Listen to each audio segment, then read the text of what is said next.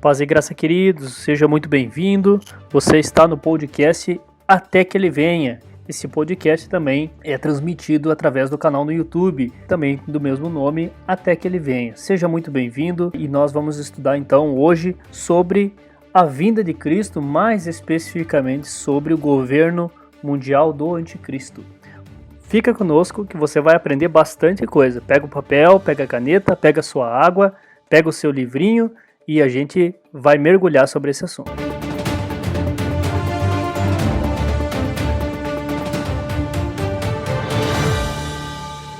Bom, pessoal, então o que nós vamos falar basicamente nesse assunto vai ser sobre religiões políticas, mais especificamente sobre a influência do gnosticismo no pensamento filosófico moderno. A essência da modernidade vai ser o gnosticismo. Talvez você que esteja familiarizado com o estudo da Palavra de Deus já deve ter ouvido falar no gnosticismo, né? O gnosticismo é uma doutrina esotérica do primeiro século. Na verdade, já vinha os seus protótipos mais ou menos ali entre 600 anos antes de Cristo, e era uma filosofia que vinha da palavra grega gnoskien, né, significa saber. Era um movimento dedicado à obtenção do conhecimento genuíno maior, entre aspas, né? A gente pode colocar bem entre aspas.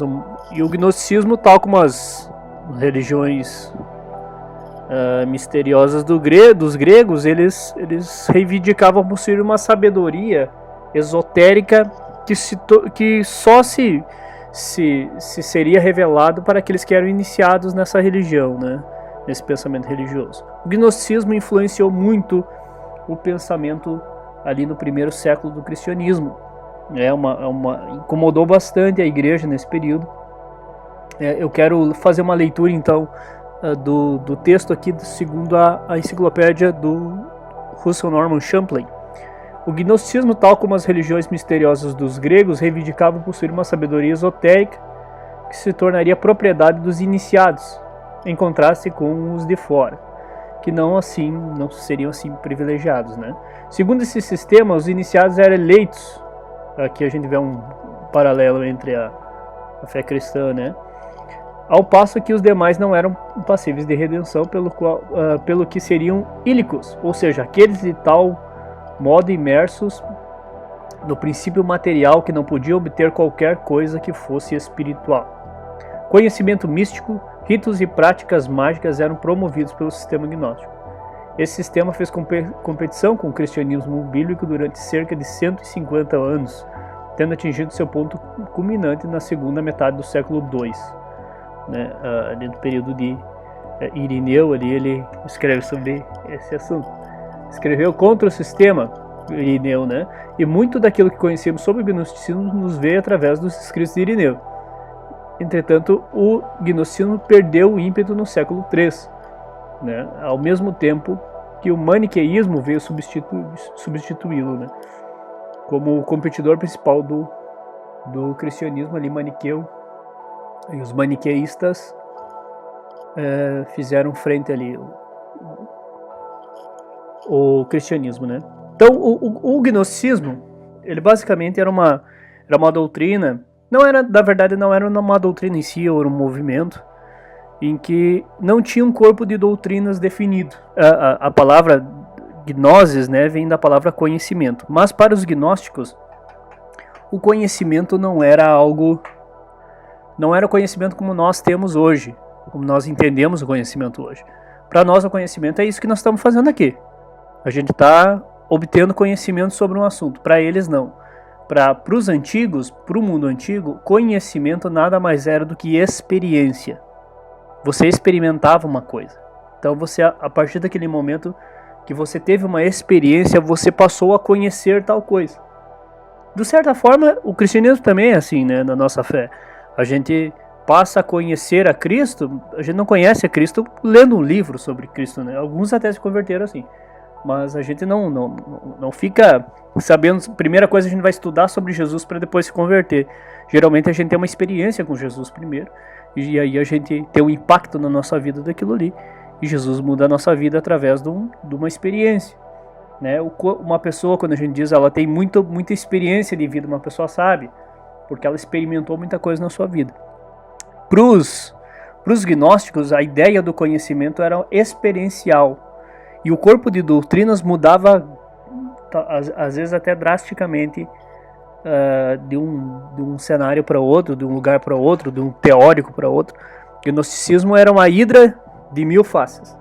Ele não tinha um corpo de doutrinas definido. Mas ele tinha uma coisa comum entre todos os pensamentos gnósticos, que é o drama cósmico. O drama cósmico, para o gnosticismo, era o seguinte: o Deus criador de todo o universo, de toda a criação, era alguém muito distante, né? Era algo muito assim, absurdamente distante. Foi criado, né? Ele sempre existiu, enfim, era todo poderoso, enfim. Para os gnósticos, o seguinte: esse Deus saía de dentro dele, eu vou tentar traduzir aqui como uma energia, né, da sua própria natureza, e cada vez que ele emanava dele essa energia, essa criação, né, ele criava, saía dele essas coisas saíam dele, né, criava-se outros deuses, e assim esses deuses iam criando outros deuses, e outros deuses iam criando outros deuses, e assim até chegar lá no final, em que o criador do nosso cosmos criou o mundo material. E para eles, o criador, o Deus terreno, Deus da nossa existência, que é o nosso Deus, né, da nossa realidade aqui, era um Deus que abandonou a sua realidade. Esse Deus que estava lá distante, lá no fundo, no final, era um Deus puro e não podia ter contato nenhum com a matéria. A matéria física, o cosmos que nós conhecemos, para os gnósticos era algo impuro. E esse Deus chamado Demiurgo, prendeu a nossa vida, nós, né? Um corpo, uma pessoa espiritual num corpo carnal. Então, por causa desse corpo carnal, eu não tinha contato com o espiritual e com o Deus verdadeiro que estava lá distante. Eu não tinha acesso. Então, tanto que para os gnósticos, a pessoa que quisesse alcançar a salvação, ela tinha que ir galgando esses deuses, né, anjos, que depois eles misturam com o cristianismo, chamavam de anjos, né? Eles tinham que ir galgando níveis e níveis e níveis, a ponto de tentar de alguma forma chegar nesse Deus, conhecimento desse Deus, que abandonou, enfim, a sua criação. Então, no ponto de vista gnóstico, esse drama cósmico, para os gnósticos, o homem tinha que se libertar desse drama. De uma forma que ele tinha de se libertar, existiam duas frentes principais. A principal delas era um puritanismo exacerbado, né, em que eles entendiam que a quebra de qualquer prazer faria com que eles judiassem tanto da matéria do corpo deles, ao ponto deles conhecerem cada vez mais, enfim, obterem conhecimento e sabedoria daquilo ali.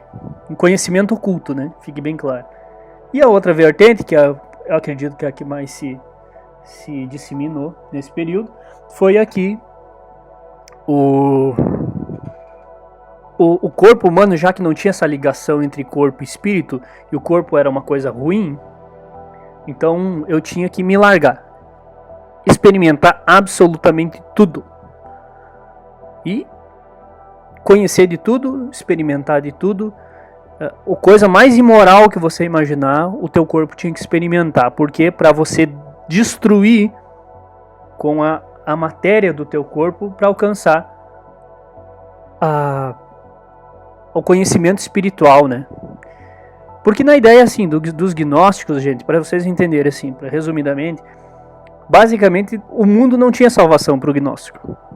O mundo em si era um conjunto de coisas terríveis, planejadas e estruturadas para ferrar com você. Basicamente o gnosticismo pensava assim.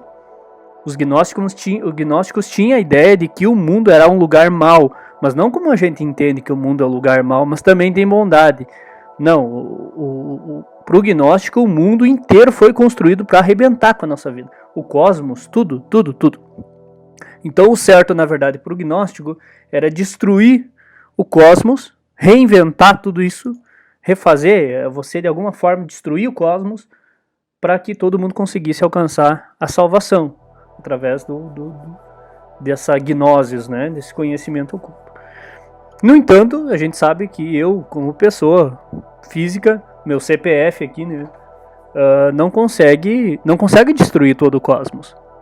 Então eles apelavam para esses dois sistemas. Já que eu não consigo destruir o cosmos, eu não consigo destruir toda a realidade, né, os planetas, toda a estrutura da realidade, então eu vou destruir comigo mesmo e quem tiver ao redor.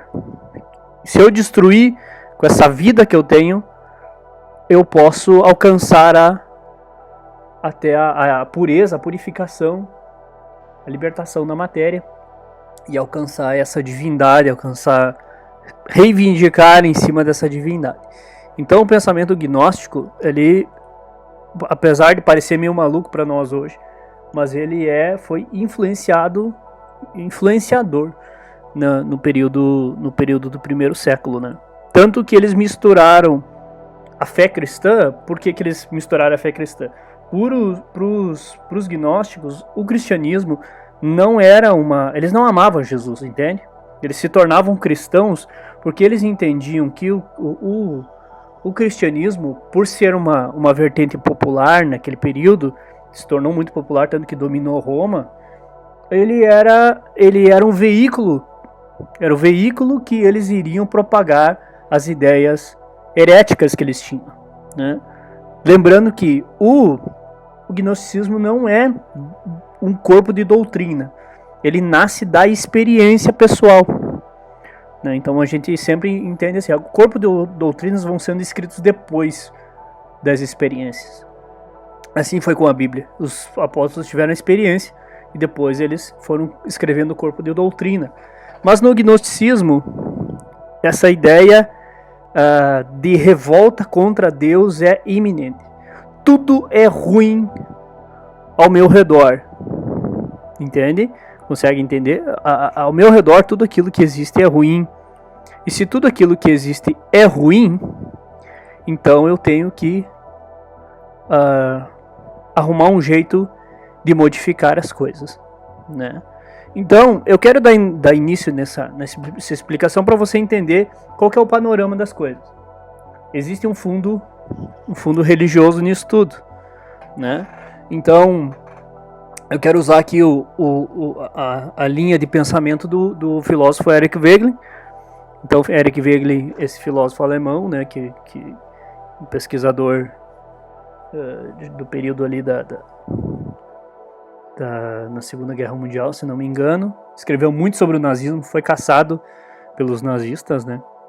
Então, para Eric Wegelin, o filósofo Eric Wegelin vai fazer essa ligação entre a política com a religião.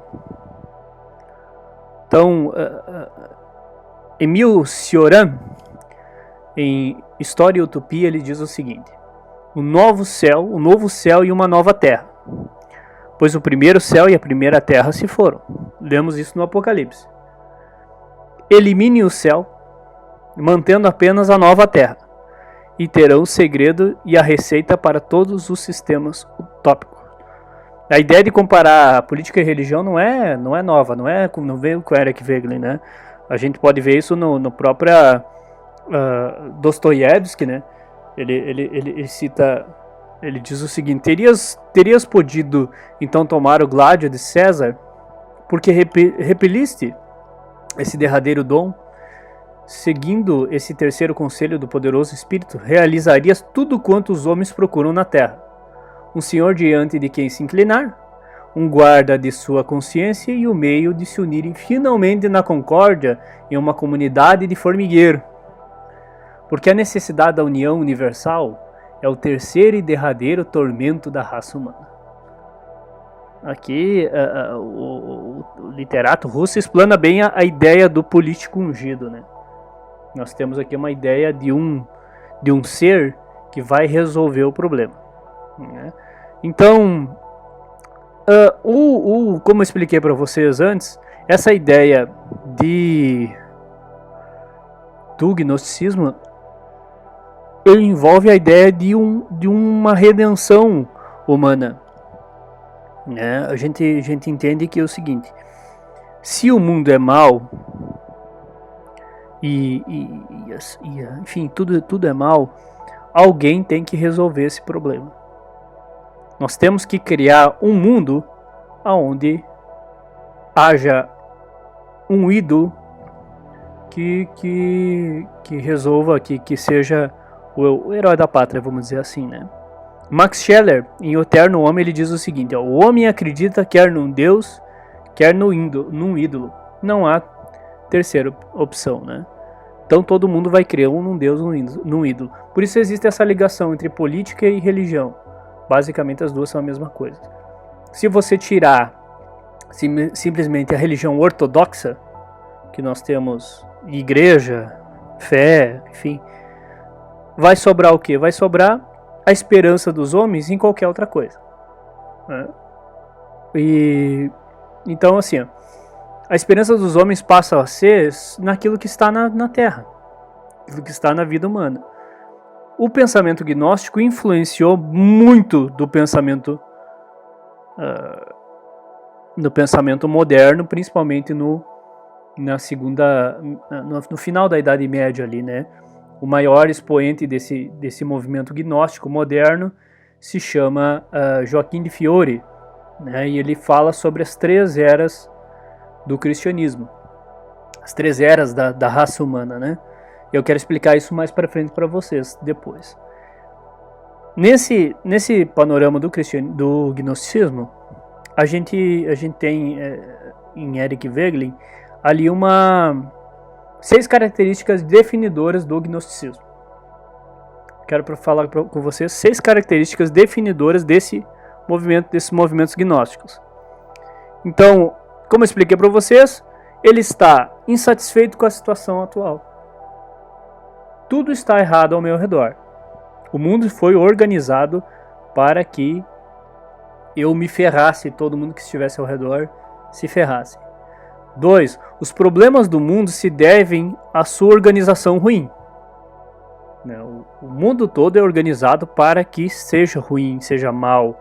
Mesmo que haja bondade, a maldade ela está ali ao redor. Então, né, no conceito gnóstico, por exemplo, a salvação e a perdição, ainda que, por exemplo, existem os justos que foram salvos, existem aqueles que não foram salvos, existe a condenação eterna. Então ali, se existe sofrimento e condenação eterna, então ali aquele lugar também é ruim.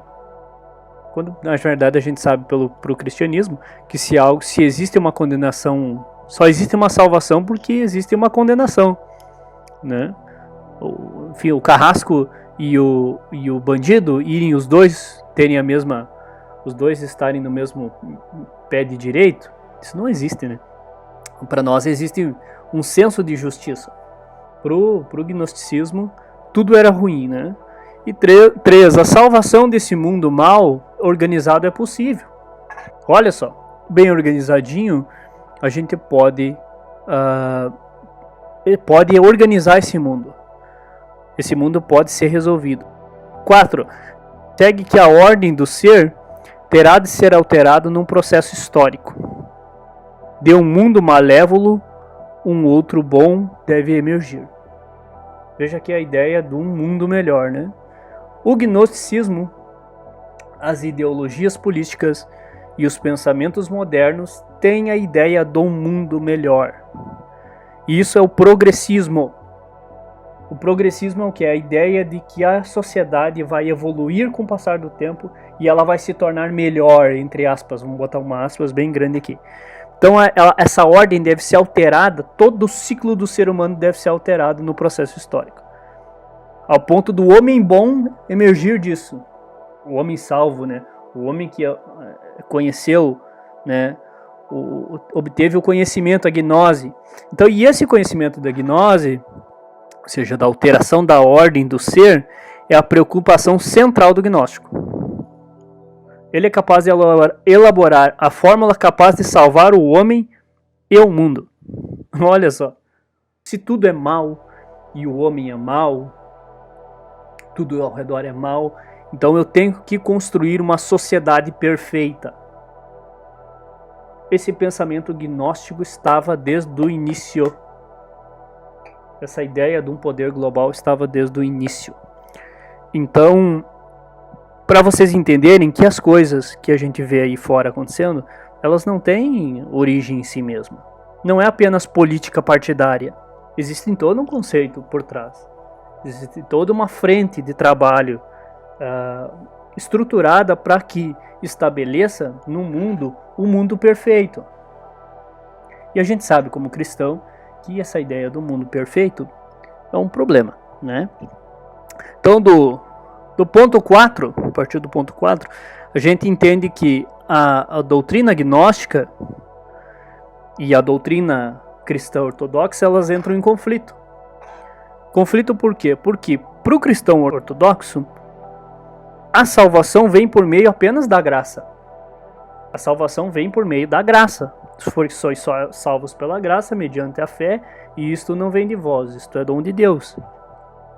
E para o pensamento gnóstico, a salvação do mundo é possível. Você pode reconstruir o homem a ponto que ele seja um homem novo.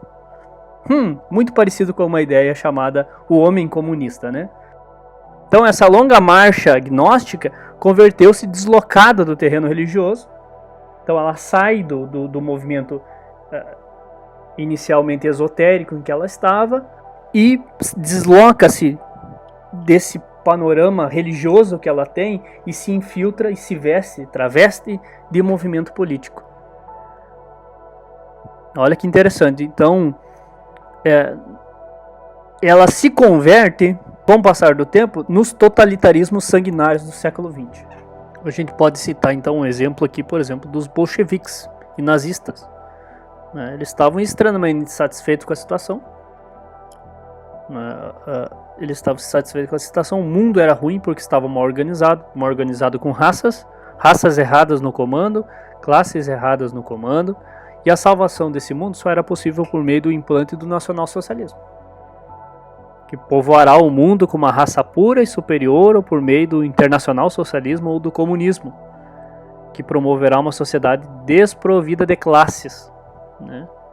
E esses líderes humanos dessas ideologias, né, devem promover, né, as revoluções necessárias para a instauração da ordem adequada para a vivência do mundo, do homem do mundo.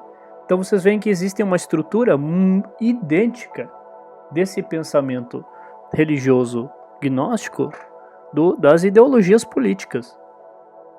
Ela é idêntica, absolutamente idêntica. Isso você provavelmente não vai ver essa informação em livro de história nenhum, porque dificilmente os professores de história, sociologia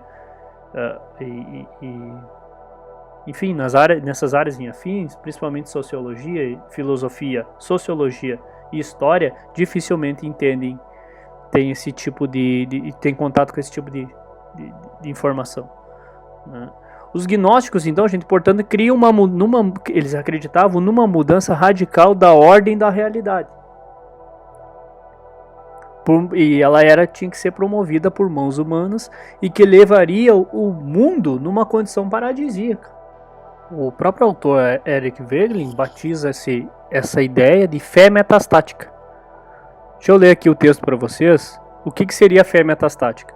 Fé metastática é a crença de que todo o plano do real pode ser alterado. Ou seja, a realidade, né? Toda a realidade pode ser alterada. E desde que, de maneira controlada, é possível obter uma ordem perfeita como resultado. O Eric Wegelin aborda esse tema no volume da Ordem e História. E a gente vê que a concepção profética de uma mudança na constituição do ser está na base das nossas crenças contemporâneas na perfeição da sociedade. Por isso que o mundo moderno, queridos, ele é absurdamente gnóstico. Por que ele é agnóstico? Porque ele entende que a sociedade vai se purificando com o tempo e a gente vai criando pessoas puras. Entre aspas, um puritanismo inverso, né? A gente vê hoje a própria... Como é que é o nome daquilo? É a politicamente correto. Ele tenta separar os impuros, os puros dos impuros, né? Você come carne, você é um impuro. Não, você fala isto, você fala aquilo, você é um homem grosseiro, você é um homem, né? E aí te taxam de tudo quanto é coisa, racista, nazista, taxista, enfim, um monte de coisa. E aí para quê? Para definir você como alguém impuro, que tem que ser purificado através de um conhecimento novo. O que isso tudo tem que ver com o anticristo? Vocês entenderam que a ideia do mundo melhor, essa figura do mundo melhor, influencia totalmente a nossa sociedade? A base do anticristo, a base do governo mundial é essa. Existe uma relação direta entre esse tipo de pensamento e o pensamento filosófico da nova ordem mundial. O pensamento filosófico da nova ordem mundial é: nós vamos refazer este mundo aqui, é um mundo mau. É um mundo sujo, onde há pessoas, né, que são retrógradas, onde há pessoas que são conservadoras demais. E pode ter certeza de uma coisa: as únicas pessoas nesse mundo do anticristo, nesse mundo moderno da nova ordem mundial, que são consideradas impuras, somos nós cristãos. O cristianismo é considerado impuro, é uma religião que tem que ser eliminada. A fé, a crença no Deus Yahvé e a crença em Cristo Jesus tem que ser eliminada no mundo. Vocês já pararam para pensar por que os globalistas geralmente são judeus, né? Mas odeiam Israel, né? Tem um ódio muito grande de Israel, apesar de que o anticristo vai se assentar naquele trono lá para profanar aquele trono, profanar aquele templo, né? Ele vai reconstruir aquele templo e vai profanar aquele templo. E eu não quero nem imaginar o que ele vai fazer lá dentro para profanar aquilo lá.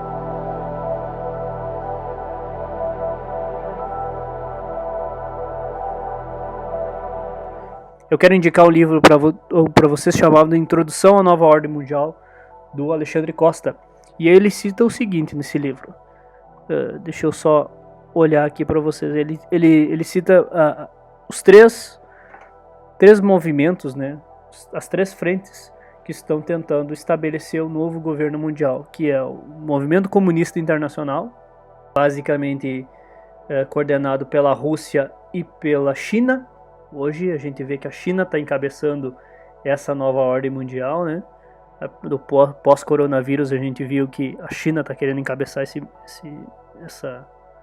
esse plano de estabelecer um reino e um governo milenar. O islamismo, que tem o seu próprio Messias, caso você não seja islâmico, você é morto. E os globalistas. Os globalistas são, através desse sistema de capital, sistema de mídia, através do metacapital, né? Grandes corporações, grandes nomes que comandam todo o sistema financeiro mundial, querem estabelecer esse governo único mundial, né? Através de frentes de trabalho, ONU, Unesco, enfim, outras frentes de trabalho, querem estabelecer domínio sobre os países, tirar a autonomia dos países das suas soberanias nacionais, tirar poder da sua moeda, tirar controle sobre o seu próprio território, controle sobre um monte de coisa, né? E estabelecer cada vez mais controle sobre o mundo. todas essas frentes, principalmente o movimento comunista internacional e o globalismo, o islamismo tem uma influência um pouquinho diferente. Mas o espírito é o mesmo. Né? O espírito da coisa é o mesmo. Mas principalmente o movimento comunista internacional e os globalistas têm a mesma estrutura ideológica. Essa estrutura totalitária. Olha, gente, deixa eu dar um conselho para vocês. Toda vez que vierem com o papo, vamos construir um mundo melhor, fuja. O mundo jaz no maligno, ou seja, morreu, já está, já pertenceu, já terminou no maligno. Já pertence ao maligno. Não ameis o mundo e nem o que o mundo há, diz o Senhor. Então, olha só o que diz o texto bíblico, eu quero terminar. Olha, irmãos, o apóstolo Paulo fala isso na segunda epístola aos Tessalonicenses, capítulo 2, ele vai dizer assim: rogamos pela vinda do nosso Senhor Jesus Cristo e pela nossa união com Ele, que não vos movais facilmente do vosso entendimento, nem vos perturbeis, quer por espírito, quer por palavra, quer por epístola, como de nós, como se o dia de Cristo estivesse já perto. Ninguém de maneira alguma vos engane, porque não será assim, sem que antes venha a apostasia, e a gente já está vivendo ela, já viveu. Nós já vimos a queda, principalmente do ciclo do setor católico e hoje do setor protestante, né? E se manifesta o homem do pecado, filho da perdição, o qual se opõe e se levanta contra tudo que se chama Deus ou se adora, de sorte que se assentará como Deus no templo de Deus, querendo parecer Deus, que o detém para o seu próprio tempo já será manifestado. Porque já o mistério da injustiça, olha só, o mistério da injustiça opera.